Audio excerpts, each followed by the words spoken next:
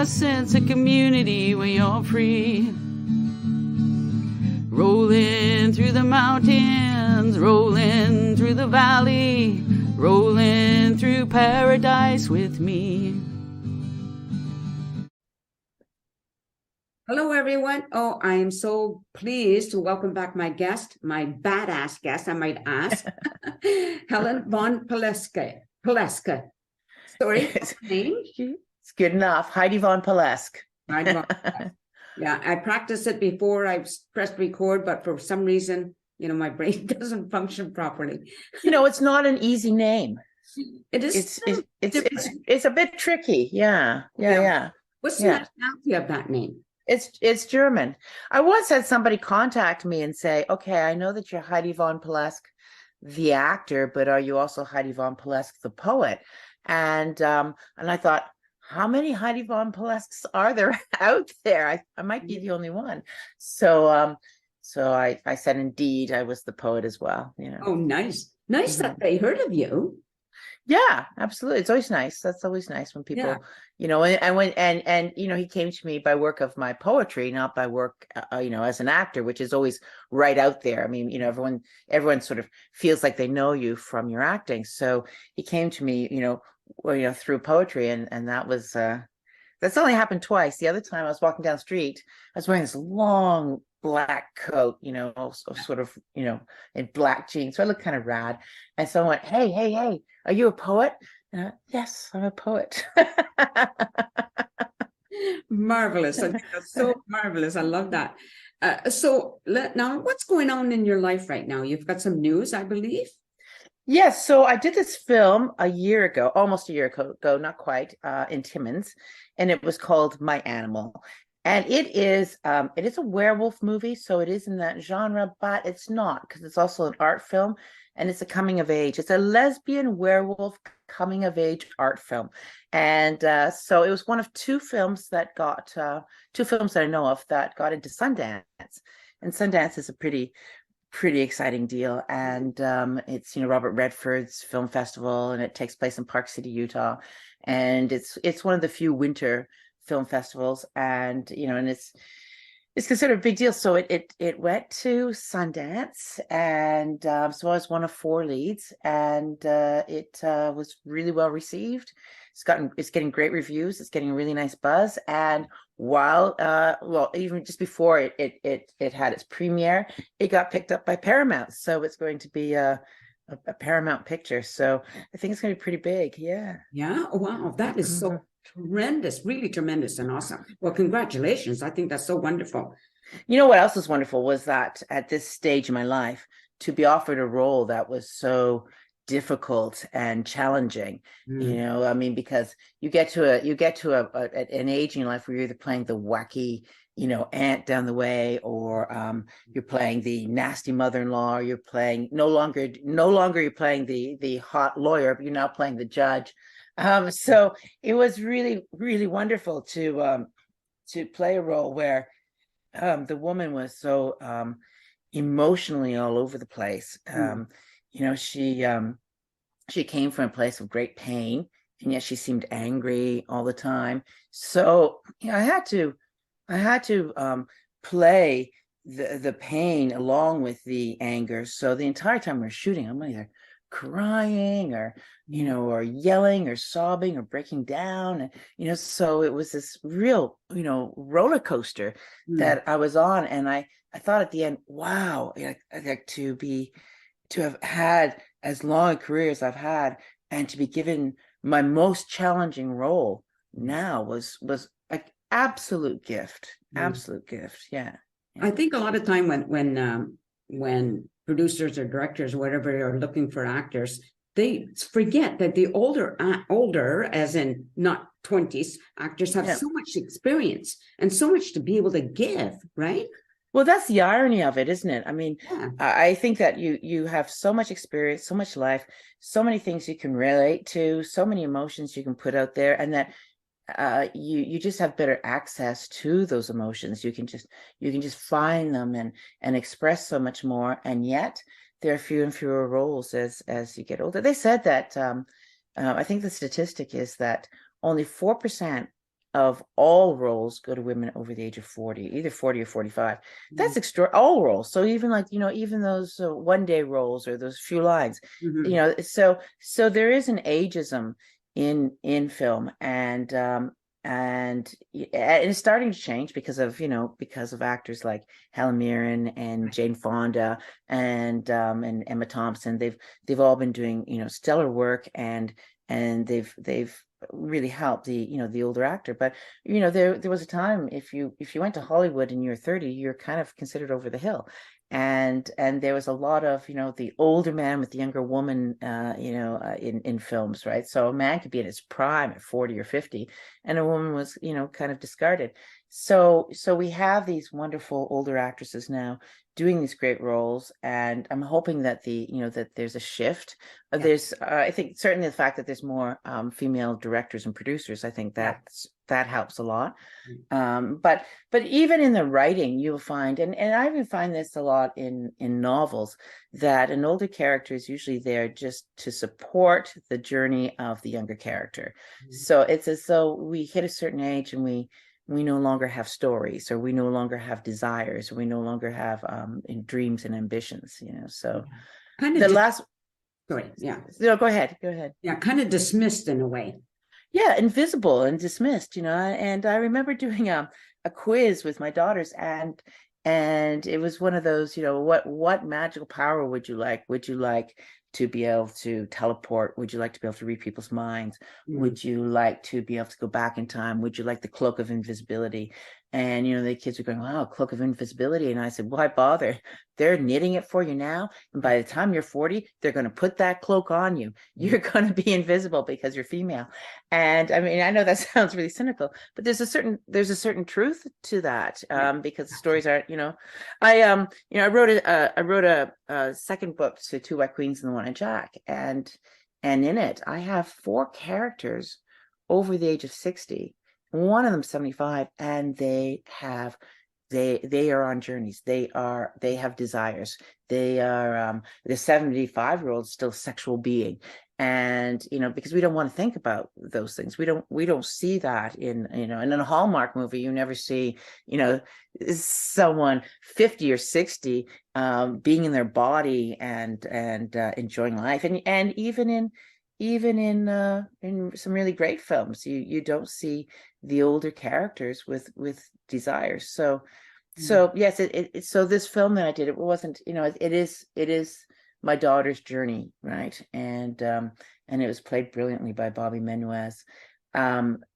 But there was also a great amount that was dedicated to mother-daughter relationships, and so all my backstory and all of those things was very important. And so it was an ensemble piece. It was her journey, but it was an ensemble piece, and everybody had something that they were working out. And so there's a lot of subtext, and that's rare in films and now, because there's sort of a trend towards the Marvel comic film. And so to be able to play a lot of subtext is great. Right. Yeah. When I see movies advertised, and I think, who do you think is watching the movies? It's not all young people. It's not, right? A lot of us. Well, it's the same thing though. Because I wear 2 hats, right? Because I'm a writer as well. And I think that it's very much like that in the publishing world. I think that the young writer who's just gotten an MFA and has a first book out there will be looked at before someone who has a book or 2 on the shelf and who is an older writer. And then but they're not looking at the demographic, because the reading demographic is that primarily like the biggest demographic is readers over 45, female, and so you have this huge reading group. A lot of them are in book clubs and so on, and they're not seeing themselves in books. They're not seeing themselves in movies. And there's this sort of, and I guess it's a desire to get young people reading or young people watching movies, but and a lot of them are, but they're also doing other things. They're making TikToks, and they're on YouTube, and they're doing a lot of other things. And so the reading audience is still 40% are women over 40 or 45. That's probably the largest demographic, and yet that demographic is not being represented in books that much, or in films. So we're not seeing ourselves, and we're feeling invisible, and we're not being represented, so we appear invisible. And I think that there has to be a change, and it's up to people like you and me to make our voices heard all the time. Absolutely. It reminded me of, I have a friend who is well, she's older than I am, and she was one of Canada's first female comedians way back when, but Right. she still does stand up, and as often where I go and watch her, and there's other comedians, right? But you can just see the difference when she performs compared to these younger people. Like her comedy touches everybody, all age groups. Younger people are laughing at it just as many as people my age, whereas the younger comedians are performing for a young audience. Yeah. I mean, there used to be this belief that in Hollywood, whether it's TV or film, that you would cast in such a way that you would be appealing to the viewership, right? So I would only be interested in shows where it's a middle-aged woman, and the young would only be interested in the young. And then Grace and Frankie came out. And right. And there were younger characters and older characters. It was like there's a whole gamut, but it is primarily Grace and Frankie's story. That's why it's called Grace and Frankie. Right. And I remember being in a shop and hearing these two young women, 28 to 32, I'd say, and they were arguing over whether they thought that the Emmy should go to Jane Fonda or to Lily Tomlin. So in that moment, I realized that these younger women were engaged in the older woman's story, and that they weren't arguing about about the secondary characters, the kids. They were arguing about those two older women, and that they were caught up in the stories. And I thought, this is what we've missed. We've missed the opportunity to put out in film and media and so on, the opportunity to be able to say to younger women, this is what you can be. Yes. Right. This is what you can do. You can, so my message would be, you don't have to decide between one job and another. You don't have to decide between two art forms. You can do it all. And I'm published. I'm the lead in films, and I'm still doing it. I haven't retired, and I will not retire. The day of my funeral, I will be working, Yes. And I just think that that can be inspirational, right? So yes, we need to just make that, we may need to make that tent bigger, so it's all inclusive. It includes all ages. It includes all people. We all have stories, and stories don't start because you're a certain age, and they don't end because you're a certain age. They just change. Yeah. But I started doing this when I was in my 60s. Wow. There's no reason. You're in your 60s? I'm 70. I'm going to be 75, actually. Oh, you see, and look at, you're gorgeous and you're sexy, and so yeah, right? There's and don't you want to see things where you're represented? Don't you want to read a book where there's a feisty 75-year-old woman who's biting into life and is doing things? Of course, right? Absolutely. Like, that's why when I get together with my sisters, like we love to have fun. We love to laugh. That's always the way we've always been. And we often post those things on Facebook, and people say to me, "Oh, this is so much fun. Keep doing that." Just because we're our age doesn't mean we can't have fun and be silly and childish and all of those. Yeah, because we're living, right? And I've always said, whenever anyone's I have been called childish a few times, and I just go, if I'm childish, it's because I'm having fun. If I'm childish, it's because I'm still living it, and if I'm childish, it's because I'm still taking risks, right? And I'm also learning, and I don't have things figured out, I don't. I may have experienced something that someone younger hasn't, but they may have experienced something I haven't. I can learn from the young as easily as they can learn from me, and we're all in this together, right? And I hate that delineation, like the young today or the older generation. I see us all as humankind, and we we can share so much with each other. Absolutely. And I think what I like is about what I feel from you anyway, is like just being you. Like when I watch those Real Housewives or whatever, and they're all doing liposuction or facelifts, and I think, why? Why aren't you proud of who you are at whatever stage you're at, right?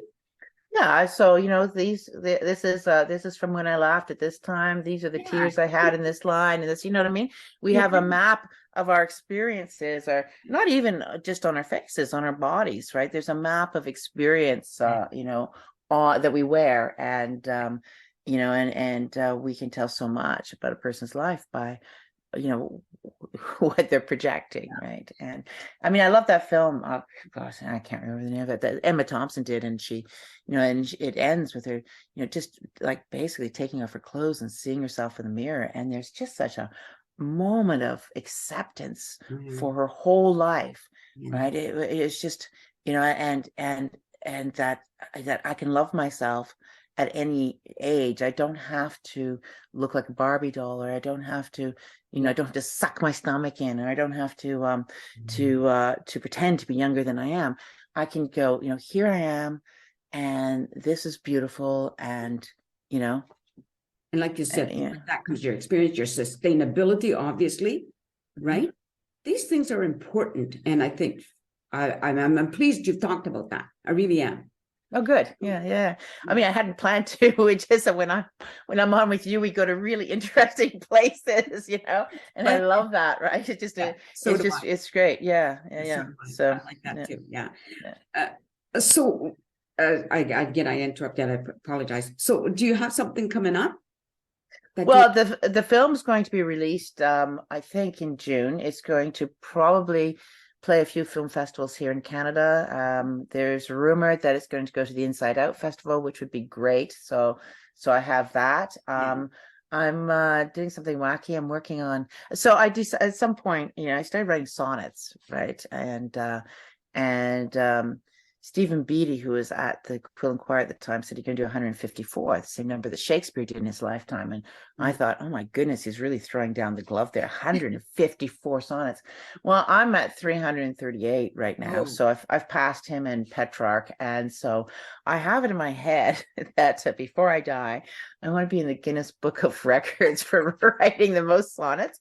I hope no one else gets this idea and starts to, to try to race me. So the next one I have in my eye is Wordsworth. I have to tie and beat him. But I have a lot of actors who I post them a lot on Facebook, my sonnets, and a lot of my actor friends record them. A lot of the actor friends have, Shakespearean training and beautiful voices. And so it's always a real gift when they do that. And I thought, oh, hold on. I could put together an audiobook of all these great actor friends reading these poems, and each one would have a different take. So I'm working on gathering that up, and I think I will put out, I'll put out 154 of them. So I'm looking to publish the first 154. I'll do like volumes of 154 at a time. So each time it'll be Shakespeare's number. And so, I mean, it's a crazy thing. That's not like me saying, I have a novel coming out, or I have a movie coming out, but I do have a movie coming out. I do have a novel done, and now I'm concentrating on this wacky sonnet idea. So I love that idea. I think that's spectacular, really. Thank you. Yeah. So the idea was to add because apart from Elizabeth Barrett Browning and a few others, the sonnet has been dominated in our mind by Shakespeare and Shelley and Petrarch and Wordsworth. So my plan was to have a very, very female voice, but not a soft female voice, a very virile female voice. And it actually goes in with what we're talking about, and it really deals with love and sexuality and loss and all of that throughout an entire woman's life, right? So there's something that's very almost journalistic about my sonnets, and so we will see the young woman and all the longing for love and the yearning, and we will see the older woman who has said goodbyes and who still has passion, and we'll see the change of the seasons. So there's a sense of time and wholeness to the work. Right. Wow, that's so cool. Well, we're going to end it there. Excellent. Oh my God, I love talking with you. It's so much fun. It's so interesting. Well, we'll do this in a few more months when the film's out, and I'll have something else, I'm sure, and we'll just keep checking in. I love that part too. Okay, just stay on camera. I'm just going to say goodbye to the audience. So you've been listening to Heidi von Palleske and Heidi. Did I say Heidi? Heidi. It's okay. It's a beautiful accent. Thanks. Thank you, everybody, for watching the show. I really appreciate it. And I hope you subscribe because that's always cool for my ratings, I think. If I have ratings, I don't even know. Anyway, take care, everybody, and peace out. A sense of community, Chilliwack's a place to be. A sense of community when you're free. Rolling through the mountains, rolling through the valley, rolling through paradise with me. It's multicultural, you're sure to see it all. Chilliwack's the place to be, you'll see. Come party in the park, go dancing after dark. Chilliwack's the place to be, you'll see.